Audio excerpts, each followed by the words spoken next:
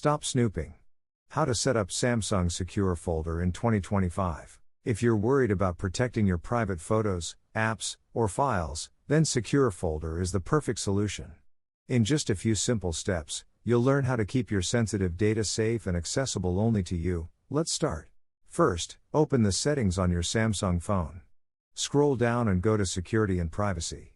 From there, tap on More Security Settings, then select Secure Folder. Continue by pressing the Continue button.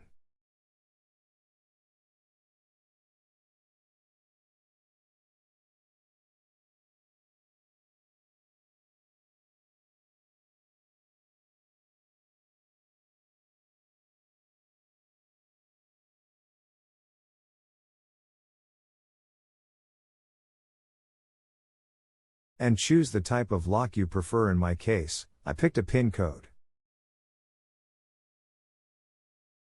Once the setup is complete, you'll see that the Secure Folder has been created. You can now open it and add any apps, photos, or files you want to keep private. Thanks for watching, I really appreciate your time. In my next video, I'll show you how to delete Secure Folder if you no longer need it. Don't forget to like, subscribe, and hit the bell so you don't miss it.